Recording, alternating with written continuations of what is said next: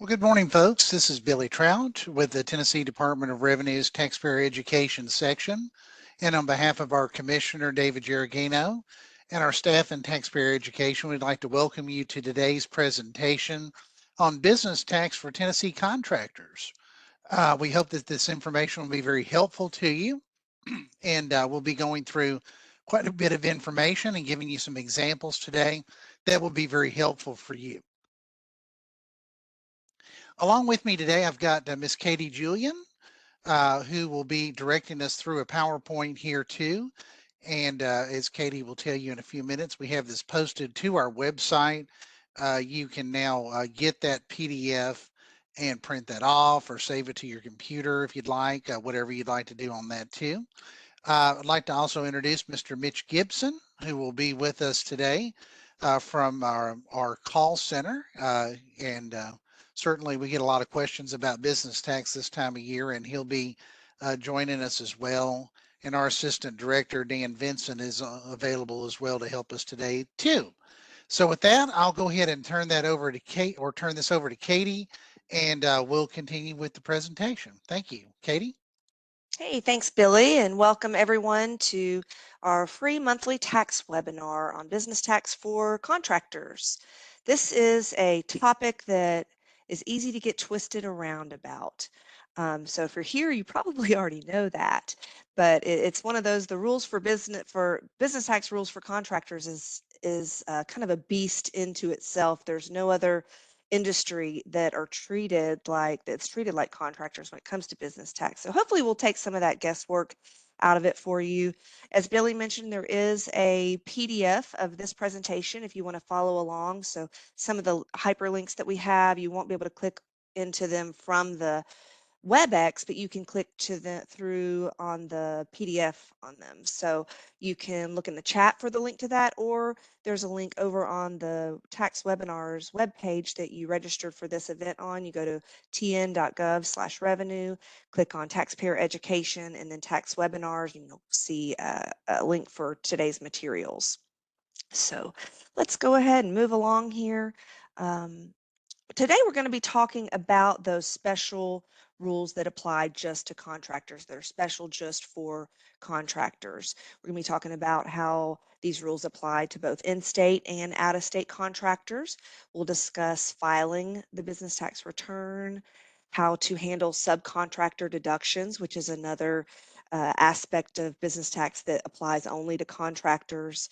Closing locations, that's another topic we'll discuss, because that's a little bit different for contractors as well, or actually not quite different, how to close a business, close a location with business tax, but contractors end up with, especially busy ones, end up with a lot of locations opened. If you've ever done a certain amount of work in a certain jurisdiction, you're going to have a location for that jurisdiction for business tax, and you may not want all those or need all those. So that's a relevant topic that we'll discuss. And then we're going to break for a chat to answer some of your questions and talk about some of our resources. We are going to have chat closed just during this PowerPoint part, but then we're going to open it up as soon as we're done with this. So for the second half of the presentation today, the chat will be open, and you can put your questions into the chat for us to discuss with Mitch, our subject matter expert, and the panel here. So keep those questions in mind as we progress through the PowerPoint slides, and pop them in the chat when we open up the chat here in a few minutes.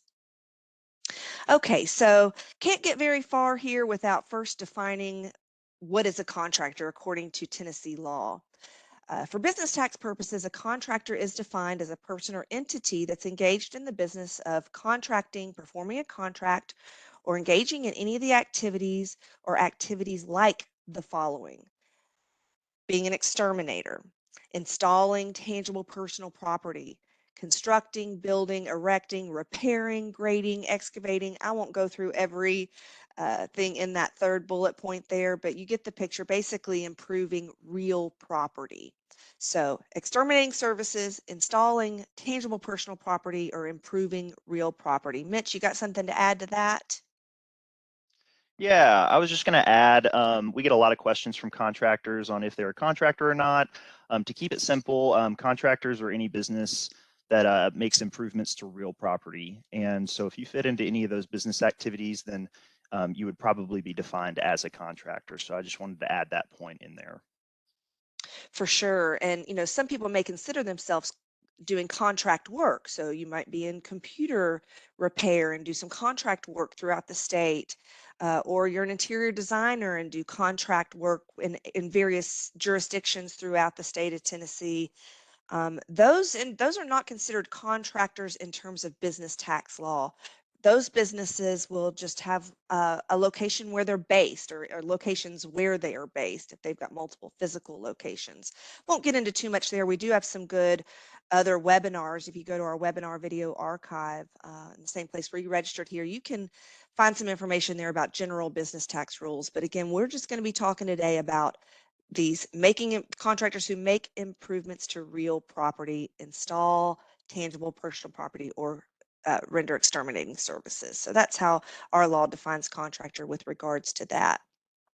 Another important definition here, and this will make a little bit more sense in the next few slides, but you'll hear the term, we'll use this term a lot, deemed location. So domicile location is going to be where you're based. Deemed location is a county or municipality or jurisdiction where a contractor is not domiciled or located, but where the contractor earns taxable receipts, gross receipts basically of over 50,000. We're going to keep exploring that a little bit more later if that doesn't completely compute just yet.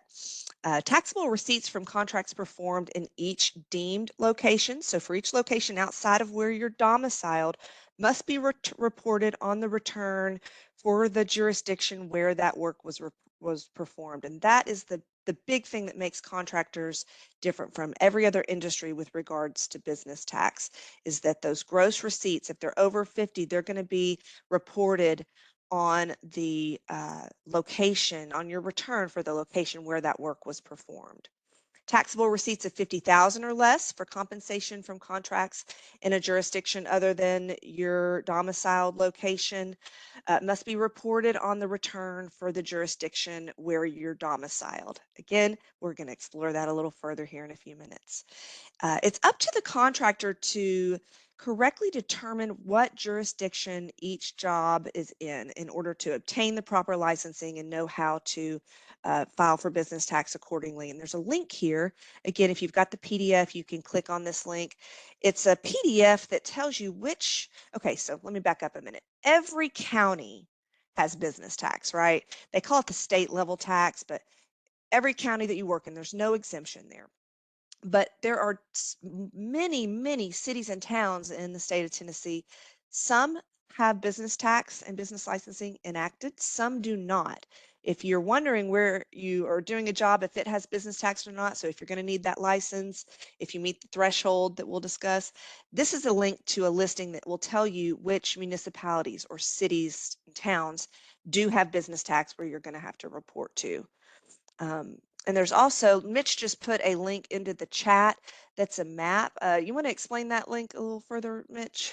Yeah, so I just shared an additional resource that we have on our website.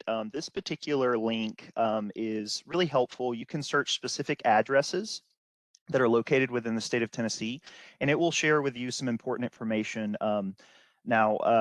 We predominantly use this resource for sales tax. However, it can be helpful for business tax because it can tell you where that location is located as it pertains to a county or a city. And so whenever you're trying to determine if that deemed location that you're doing work in is actually located within a city limit or if it's only in a county, this can also be a helpful tool that you can use. It's on our website, and yeah, so we recommend you use it if So it's you helpful. can use it kind of in conjunction with the other link that I've got here to the listing. First, maybe if you're just unsure, in some areas, like if you're in Nashville, you know you're in Nashville and you know that that's a city that has business tax and business licensing, but there might be some other smaller areas where you're just not sure. And sometimes an address and what's listed as the city in their address is not necessarily, when you actually plug in the zip code on that map that Mitch was just talking about, it will tell you exactly what municipality you're in. Then you can go over and look at the PDF of where business tax is and is not this link that's on the slide right here and see if you are going to be, see if that municipality that you're working in has business tax and licensing. I know that's a little bit confusing, but might make some more sense to you if you are able to access those two links, the map that Mitch put in, and then the PDF that we've got at the bottom of this slide here that you can access in your PDF of today's presentation. So that's first. It's up to you to determine if you're working in a municipality that requires business tax or not. Keep good records. We always tell contractors, just for each job you do, maybe in one of our examples or in several of our examples that we're going to give you later, we'll show you kind of a good way to do it. You keep a ledger basically of everywhere where you've got gross sales, because you may have a job that doesn't add up to this $50,000 mark in one of your municipalities that you're working in, but let's say a couple months later you do another job there and it pushes you over that limit. That's why keeping a good ledger of the gross receipts that you're getting from each job is going to be really helpful for you. So as you may know, business license and business tax are very closely tied together. The business license and the initial business license is obtained locally. The very first step, if you need a license, is going to be to go to the county clerk or your city office and obtain the license there. Once you do that, they're going to transmit the local offices. We work really closely with them. Our systems actually speak to each other. Once you obtain that license locally, you automatically then have a business tax location for that jurisdiction. And we're talking about a standard business license here. So once you obtain that standard business license, you have a business tax account for that location. For renewing that license, for a standard business license, you're going to renew it by filing the annual business tax return with us, the Tennessee Department of Revenue. If you've just got a minimal business license, which is pretty rare with contractors, but it could be the case for you, you'll renew that directly through your local official. Only one license per jurisdiction is needed. So let's say you've got multiple jobs taking place in one particular county, you still just need one county license. If you're meeting that threshold, you don't need multiple licenses there. Okay, so now we're going to talk about, this is an overview of contractors in general, and then we're going to break it down after this and how this applies to both in-state and out-of-state with regards to the county or state level tax and the municipal or city level tax. So we're presenting to you today a few different ways to look at the same thing, a few different ways to skin the cat here, so to speak. Receipts of more than $50,000 in any jurisdiction.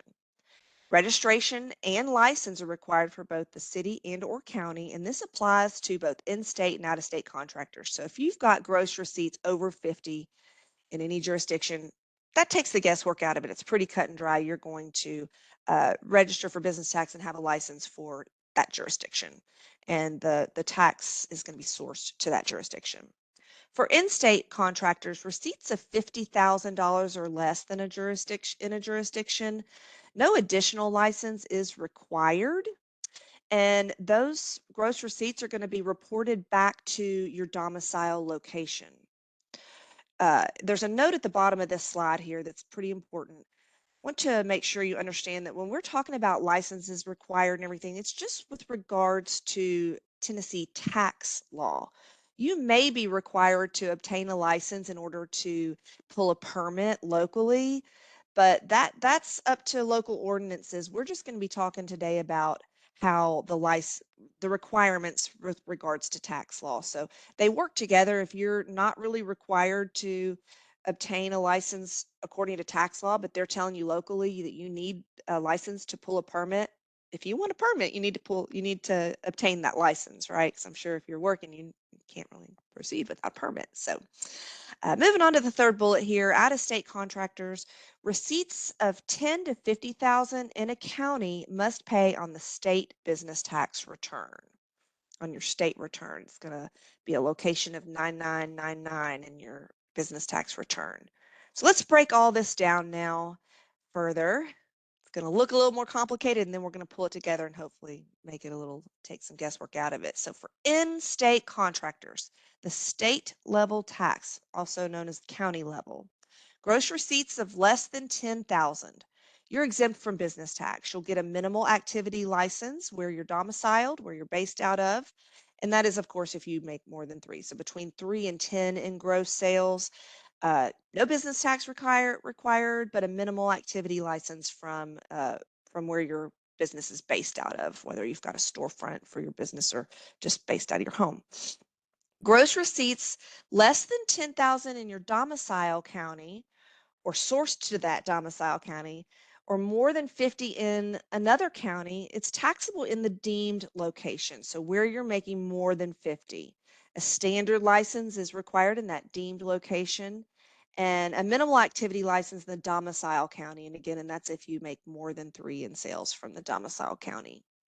Gross receipts more than 10,000 in your domicile county or sourced to the domicile county and more than 50 in another county are taxable in the domicile county, taxable in the deemed location, and a standard license in the deemed location or county is needed, and a standard license in the domicile county is needed. Okay, this is going to look very similar, but just pretty much replace the word county with city or municipal level here. Less than 10,000 or between 3 and 10,000, this first bullet, no business tax required, minimal license required in your domicile county.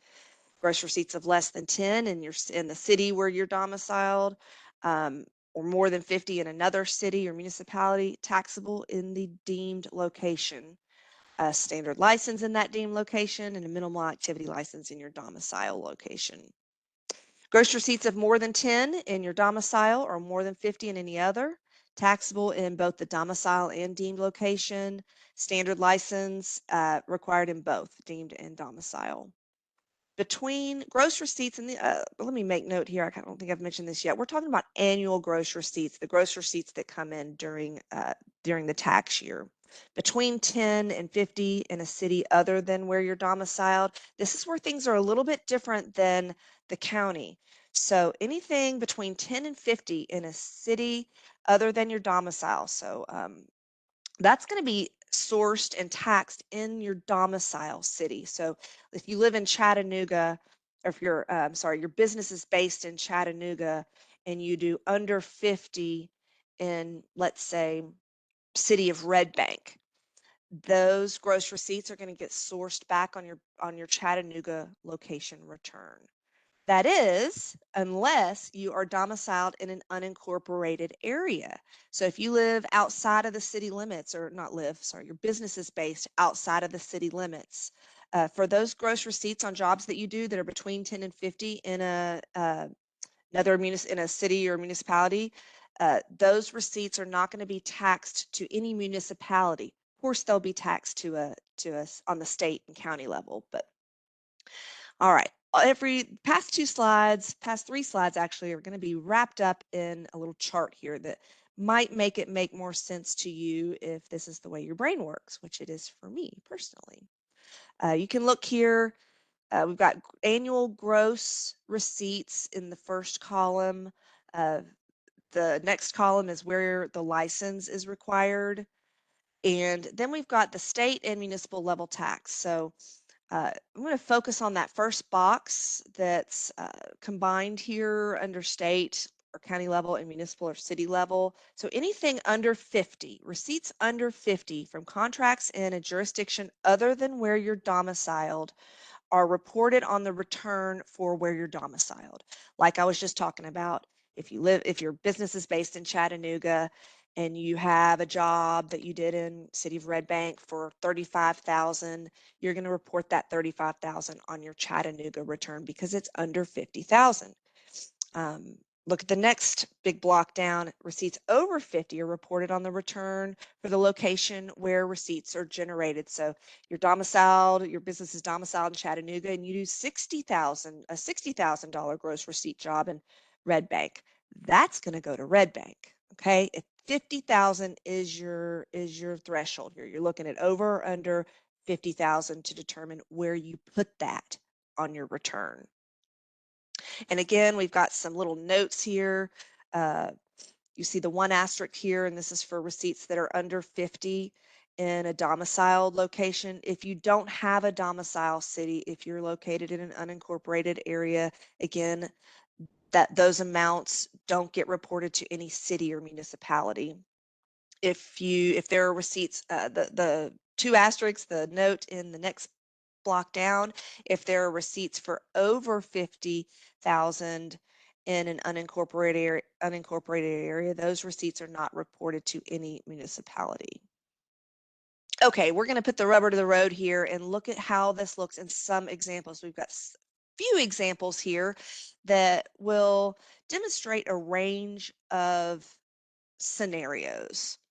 On this one, we've got, let's look at the ledger over on the left. Let's make note here that the contractor for this example is located in a city, so it's not an unincorporated area. They're domiciled in Clarksville in Montgomery County, okay? And if you want to kind of study this example and see it written in a different way and actually graphed out in a different way, you can go to our business tax manual, page 141. We'll show you here in a little while where you can find that. But if some of this is starting to click, but you want to dive a little deeper and make sure you understand it, like I've had to do multiple times, this is a reference for you there. So the blue chart on your left, gross receipts. We're looking at, you've done all this work throughout the year, throughout the tax year, gross receipts in these areas. Now it could be that you've done multiple jobs in some of these, but we're just looking at adding it all up. You've done 1,505,000 in Clarksville, Montgomery County. That's where you're domiciled, right? $35,000 worth of gross receipts in Montgomery County, which is your county, but outside of the city limits in unincorporated areas. $60,000 in gross receipts from Madison County in the city of Jackson. $1,500,000 in Shelby County, but in an unincorporated part of Shelby County. $300,000 in gross receipts in out of state. 100,000 in Morgan County in the municipality of Oliver Springs. Okay, now I want you to look over to the orange chart on the right, and we're going to figure out how to source these, and I'm going to break it down line by line. So on your business tax return for the Montgomery County location, for your gross receipts, you're going to add together both of your Montgomery County receipts here, which add up to 1,540,000. Well over the threshold there. So that amount, you're going to be licensed there, and that amount gets put on line 1 for gross receipts for Montgomery County. So for city of Clarksville, that's where you're domiciled, right? You did 1,505,000 in Clarksville, and then you did 35,000 in an unincorporated area. It just happens to be in your county, but it wouldn't have really mattered. It's under that 50,000. So going back to our chart here, receipts under 50, let me see if I can point to this. I haven't used this very often, but we're looking right here. Receipts under 50 from contracts in a county or city other than the contractor's place of domicile must be reported on the return for the city or county of their domicile location. So that right there is where you see that. Okay, that's a receipt of under $50,000 that took place in a jurisdiction that was unincorporated. See that right here. Madison County, that's pretty cut and dry. 60,000 to Madison County. Same with City of Jackson. Now make note here that there are 2 separate locations, even though that was one job, or let's say it was one job, for example. $60,000 job, you had gross receipts of $60,000 in Jackson and Madison County. You're going to report that on a Madison County location return and on a City of Jackson return. This is another thing that sets contractors apart from other businesses. Other businesses, you're going to see your city and county combined on one return. Not the case for contractors. You're going to have lots of cities and counties. Okay, 1.5 million to Shelby County. That does not go to any municipality. That 1.5 million will get reported on a Shelby County return. But if you remember back here, look right here, if there are receipts for over 50K in an unincorporated area, those receipts are not reported to any municipality. They're reported to Shelby, but they're not going to go back to Clarksville. They're not going to go to any municipality. Morgan County and City of Oliver Springs, that's pretty cut and dry here. That was over 50. So you're going to have a license and report those sales, the $100,000 to Morgan County and to City of Oliver Springs. So the few things I want you to make note of here is that we are looking at a contractor that's in a municipality. Next, we'll look at one that's not, and how things are sourced that way. What happens when there's gross receipts in a municipality outside of your own, but that are over 50,000, just like the ones right there, to the work that was done in an unincorporated part of Shelby. And we're also looking here at a out-of-state job that does not get reported. Receipts from contracts performed in out of state are not included in gross receipts. So a few different examples there of how these rules that you see here come into play. We're going to look at another example here. This contractor is domiciled in the city of Chattanooga in Hamilton County. Let's look at all of their gross receipts. They've got $250,000 in gross receipts from their domicile, which is Hamilton, city of Chattanooga, $40,000 in Hamilton, city of Red Bank, $60,000 in Hamilton East Ridge, $100,000 in unincorporated areas of Hamilton County, $150,000 in gross receipts from Bradley County, city of Cleveland, $35,000 in unincorporated areas of Bradley County, and then 20,000 in Whitwell and Marion County, 15,000 in Jasper and Marion County. Let's break this down in the orange chart on your right. 485,000 is going to be reported as gross sales on your Hamilton County return. And what we've done there is we've added up all 4 jobs that took place in Hamilton County, but then we also added in there the $35,000 in gross receipts that were sourced to Marion County, because the total there, 20,000 plus 15,000, that's the total the amount they did in Marion. If you add up the Marion County jobs, that falls under 50,000. So just keep in mind, we've got 50,000 here. Anything under that, the receipts get sourced back to your domicile location. So Hamilton County is going to get that. Now let's look at the next location on their return, which is going to be for City of Chattanooga. This one's interesting, and we see some of the rules we discussed in play here. They had 250,000 in gross receipts in the City of Chattanooga. We're going to add to that all the different area municipalities where they did work that was under 50,000. $50,000 threshold. Under 50, it gets reported back to your domicile city. And they have what domicile city here, right? Chattanooga. So when you add, hope my math is right here. I had a couple of different people check me, but adding up the work they did in Chattanooga, and then Red Bank, that unincorporated job they did over in Bradley, the job they did in Whitwell and in Jasper, all of that adds up to 365,000. That's what they're going to put on line 1 of their Chattanooga return.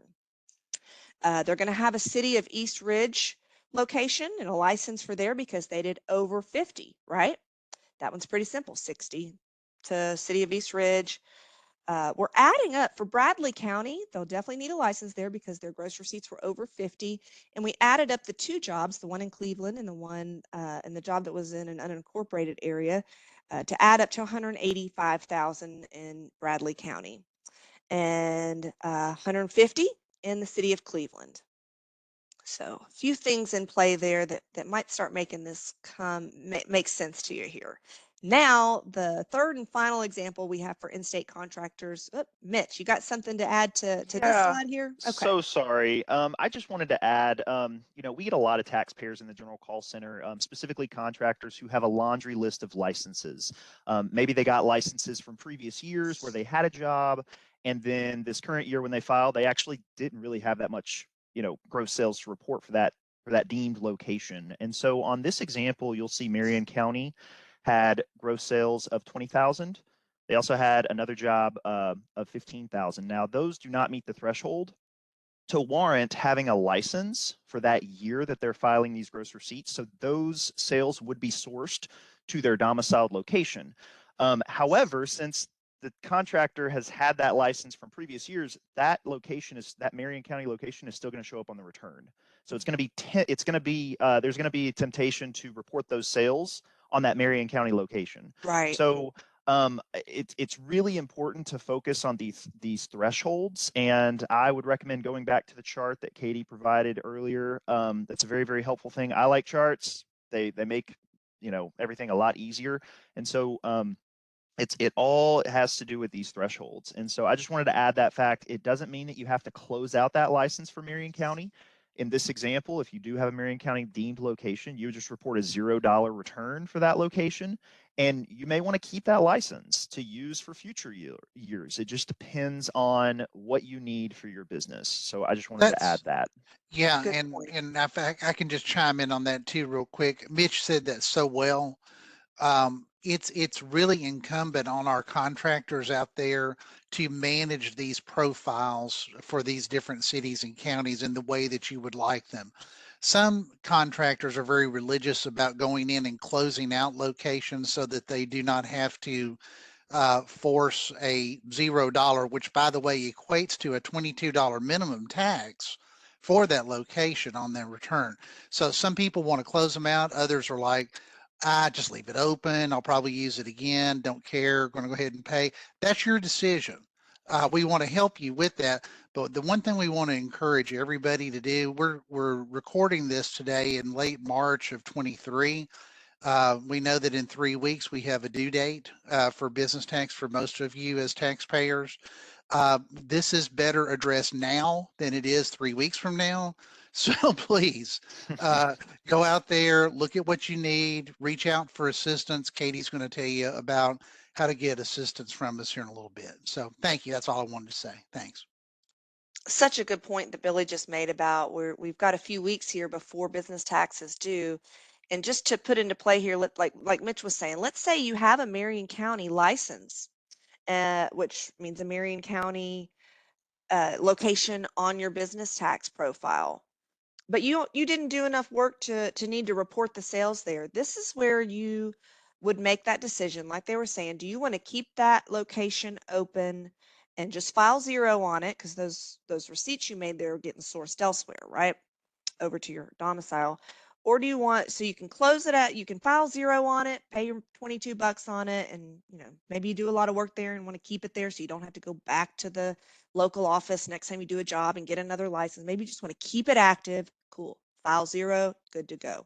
If you do want to close it out, I'm going to mention this twice. I'm going to mention it right now because we're talking about it, but then when we talk about closing out locations here in a few minutes, I'll repeat myself. But let's say for this year we're talking about right here, let's say that this was in 2022. So we're looking at a return that we're about to file right now or in the next couple weeks, hopefully timely, right?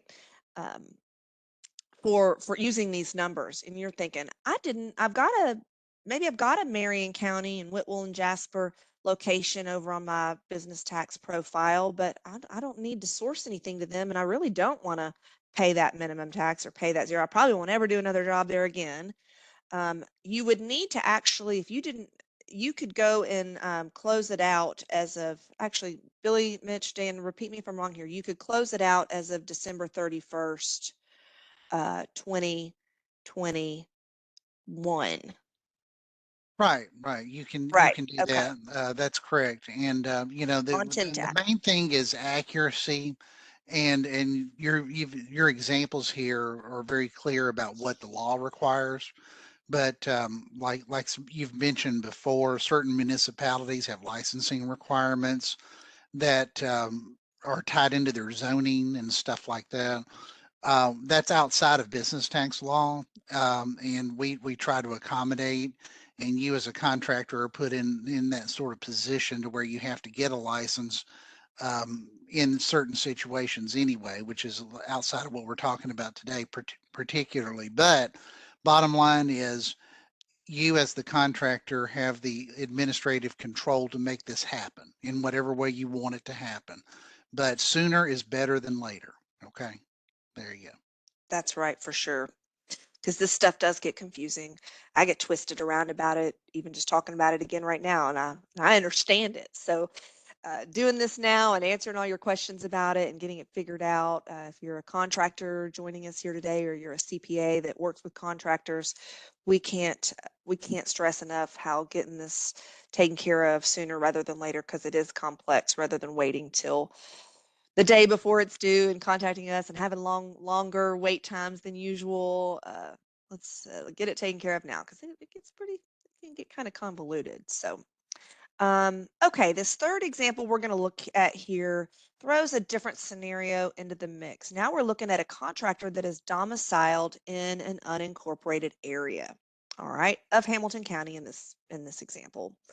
These numbers on the left are exactly the same as the slide before, where we had a contractor that had a domiciled municipality that lived within a city, which was Chattanooga on the other example. But now we're looking at same numbers, but this contractor lives in the outskirts of the county in an unincorporated area. So it's going to be sourced a little bit differently. Look over at the chart on your right, how the receipts are sourced.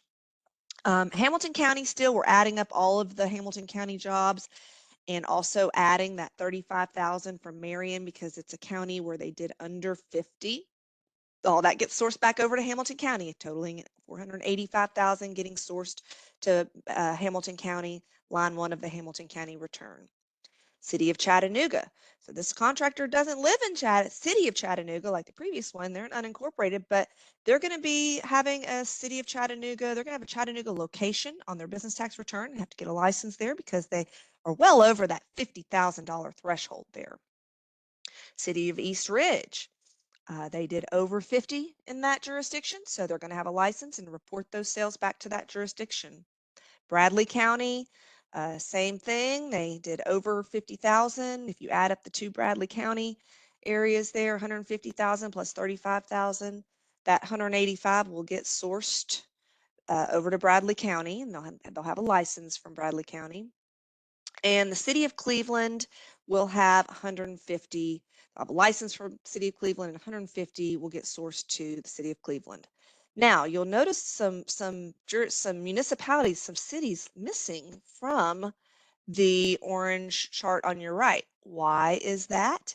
That is because there were several municipalities that this contractor worked in where they did under $50,000 worth of work, but the contractor does not have a municipality or a city that those would get sourced to.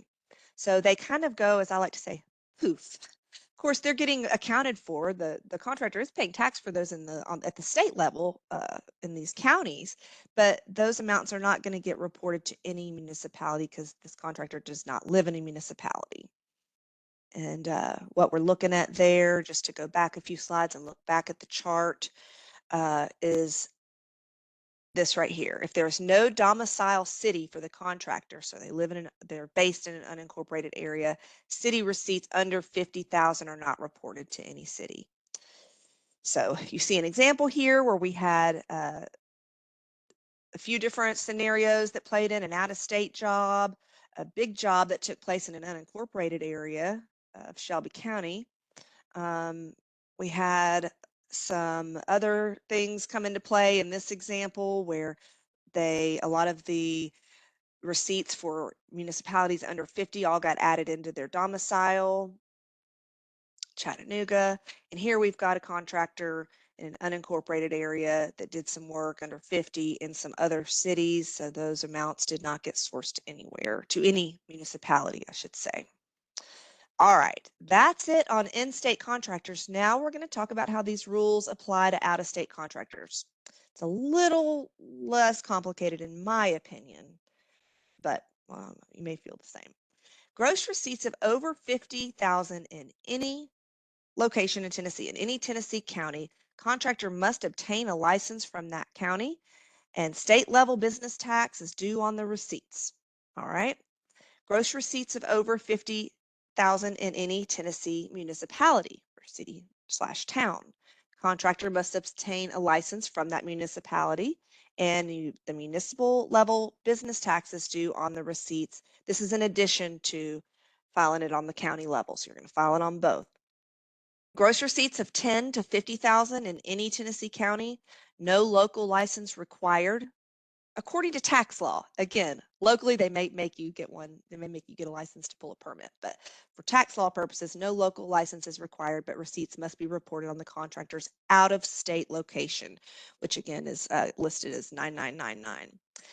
Out-of-state contractors whose annual gross sales are 10,000 or less in any county are not taxed on the income derived from sales in that county. These sales should not be reported on business tax return. All right, here's a chart. See, it's even the chart's a little simpler for out of state. 10 to 50, no license needed. State or county level tax is reported on the state level return. So your out of state location, 9999. No municipal or city level tax needed on $10,000 to $50,000 of gross receipts. Over 50, you'll need a license from both the city and or county. It's reported on the county location return, state level taxes, and reported on for the municipal level. It's reported for the return for the city location.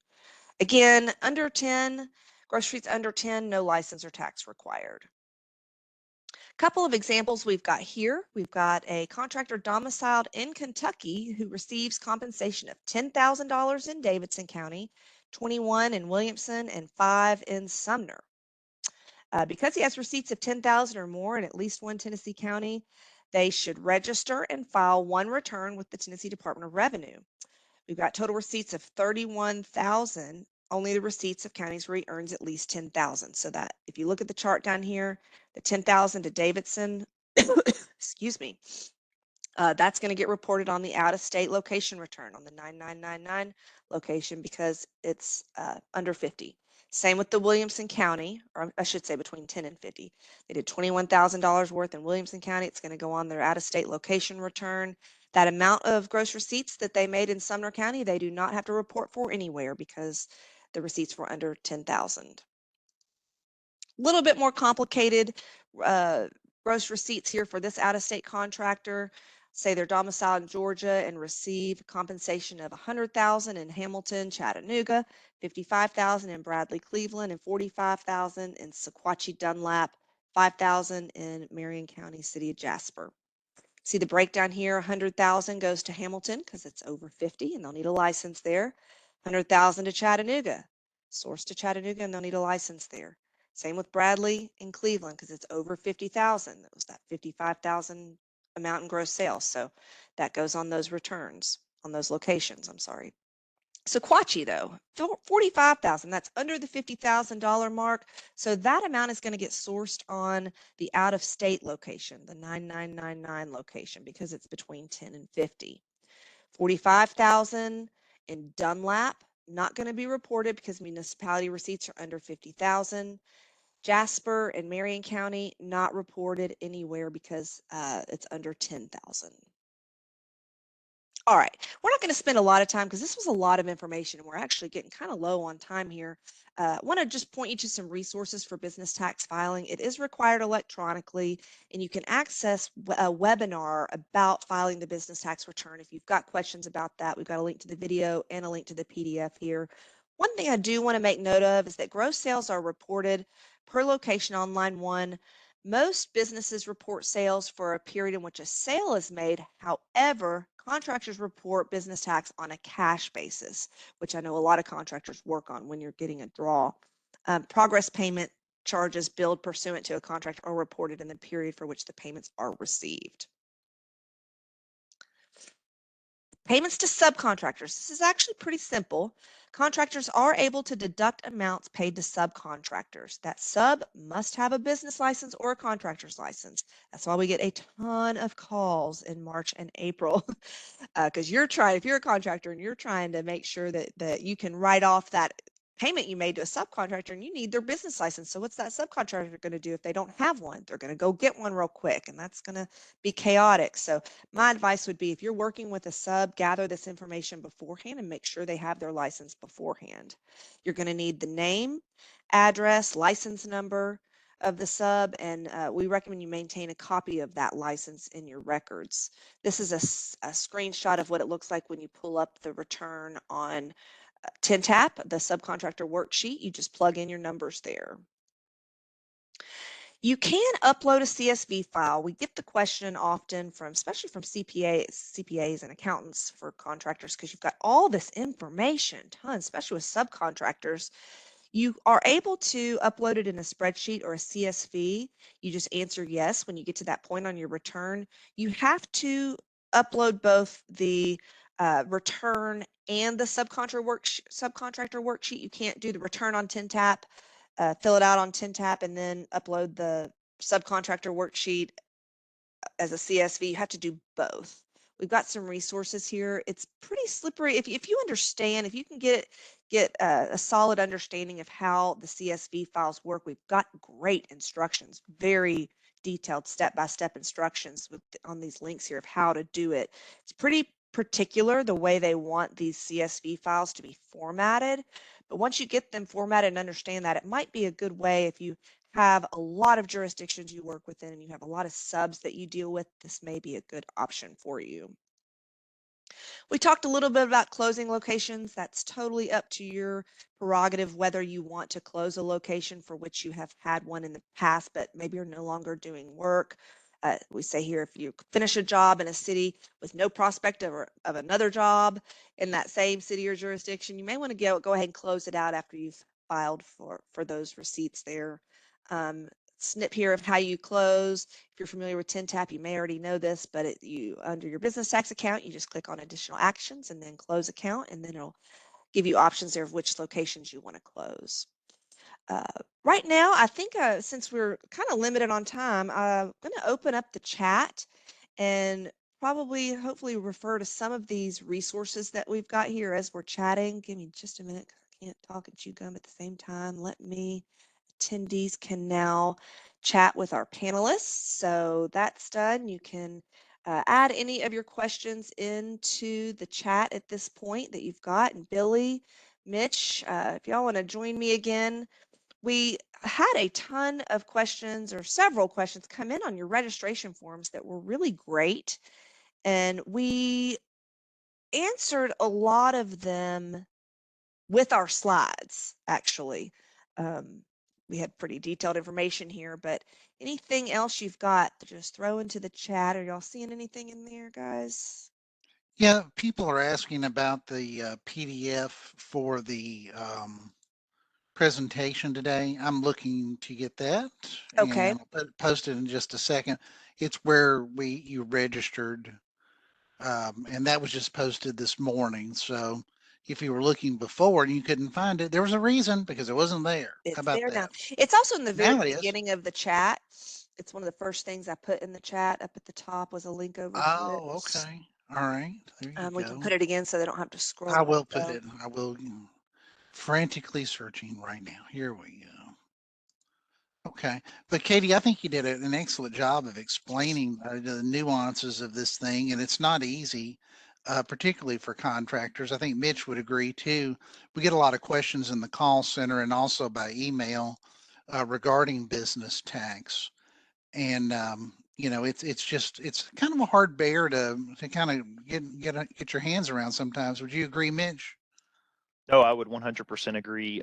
It's all dependent on those thresholds for both in-state and out-of-state. And so once you can determine those thresholds for each jurisdiction, then you can sort of go off those charts to determine, where those sales need to be reported, whether it needs to be at a deemed location or if it needs to be sourced back to the domicile location, or for out-of-state, it would be that out-of-state location, the 9999. So it's all dependent on those sales thresholds, essentially. Mm-hmm. Yep. It looks like we got a question here from Jeremy about a business obtaining a contractor's license and was apparently used to be a class 3 service provider. Do they need to close that out and reopen it? Um, I would say that we do need to look at their gross income for the year, about what's going on that. What would you say about that, Mitch? What would you tell them if they called into the call center? I'm trying to find Jeremy's question. Let's see. If a business obtains a contractor license and begins doing work as a contractor according to the state law definitions, does the business need to close the class 3 license and open a class 4 for the contractor, or is the location just modified to a class 4? We can definitely change locations, classifications. However, it really just depends on if that in our system, class 4s, they're treated a little bit differently other than other classifications. And so if it's a county only situation, we may be able to transition it to a class 4 from a class 3. Right. If it involves a city, then we may want to close out that class 3 and just reapply as a class 4 starting over, because that changes how the registration aspects of that location within our system. Would you recommend that, Billy? So Yeah, I would. And we okay, also have to look at the amount of the gross income, for the entire tax year too. right. Was that service based or contract based too? So we have to kind of look at that. So that's situational is what I'm saying. And Mhm. Also, if and- it's a example that it's popping into my head is you've got a contractor, but let's say he does some work on the side and builds playhouses and sells them or something. Does something where they're maybe selling products. If they are meeting the threshold in that other classification of class 2, or if it was class 3, then they would still need to have that as well. Mhm. I'm not sure if that applies to what his question is asking, but Okay, very good. We also had one question from Ryan. He stated, Billy touched on this, so did Katie. Can you revisit the reason why one contractor with 4 million in gross is paying 8,000 in business tax and another contractor with 1 million in gross is only paying $22? I would say it just depends on where those sales are sourced. I would need to see how the 4 million and how the 1 million are broken down per jurisdiction to determine, why one business is paying 8,000 as opposed to another business paying 22. And so it really just depends on where those sales are sourced pertaining to specific jurisdictions. Mhm.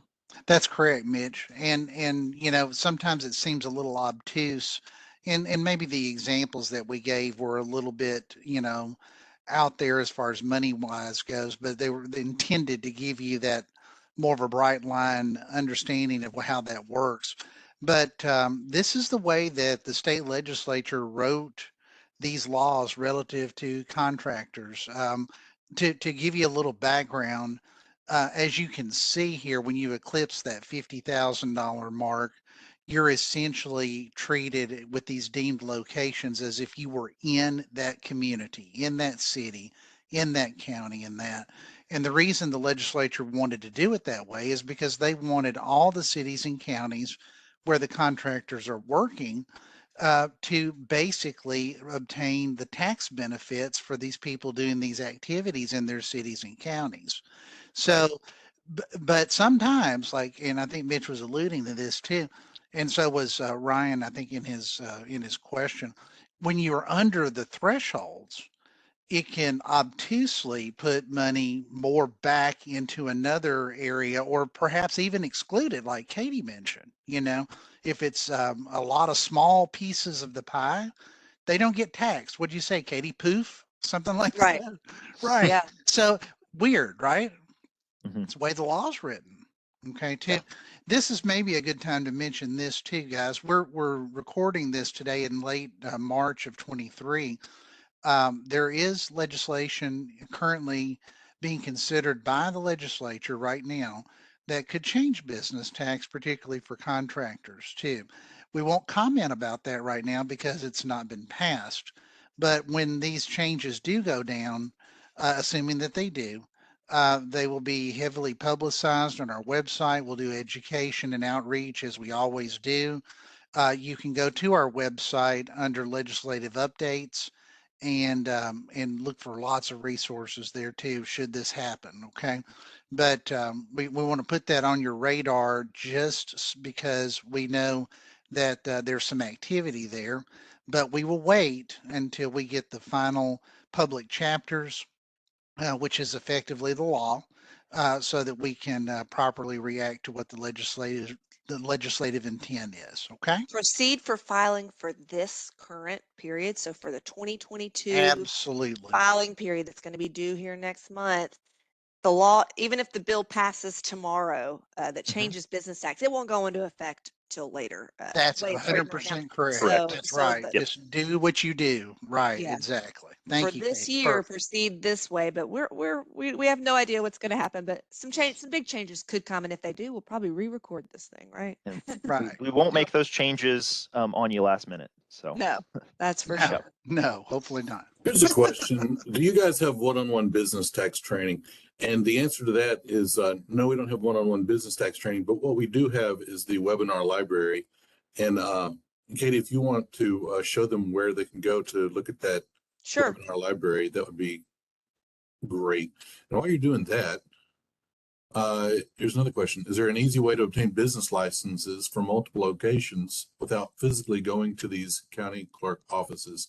What's the answer to that? Most of the counties, you can obtain a business license through their website. Mhm. A lot of the cities, it's the same way. You just have to look them up one by one to see if that particular jurisdiction offers online business license application. If not, you gotta truck it down to the office. Yeah, here's what I would do too, Katie. It's very similar to what you were saying there too. Mitch, you may agree with me on this too. So first step, go on 10 tap on your account and see which licenses have been approved by the local officials. Okay. And like we just mentioned there, local officials can approve these licenses to go to the 10 tap system so that you can view and print them. However, some local officials, particularly, I'll give you an example in Nashville, Davidson County, um, they do not choose to do that. They do not. They want to issue a paper license. So because of that, you would need to reach out to the Davidson County Clerk's office in that example, and hopefully by phone, probably easier, and say, "Hey, can you get me a copy of my license?" Sure. Make sure that you filed and paid first, of course, and give them a few days. You know how it goes with electronics and everything. But do that, and then of course you can walk into the different county clerks and city clerks offices, but I think a phone call would be a little bit easier. Now, what makes it harder for the contractors, and you folks know this, everybody on here who may be dealing with a contractor, when you have dozens of licenses, it's not easy, y'all. Well, I will not sugarcoat that. I get it. So So true. so it is what it is, but the local officials are by law the licensing officials as we speak today, and they are to issue the licenses. We cannot issue a license at the state level. We don't do that. We provide 10 tap as a convenience for local officials to post a license that they have approved. Okay. Did I say that right? You no, did, yeah. I 100% agree. Yep. Okay, cool. I'm going to show people real quick where to get to the webinar video library and how to get over to the business tax guide, which has a great, or manual, I should say, it has a great chapter on this. And then unfortunately we're out of time. So let me just quickly show you some places. This is tn.gov/revenue. Scroll down to taxpayer education and outreach, and then tax webinars. This is where you navigated to get registered for today.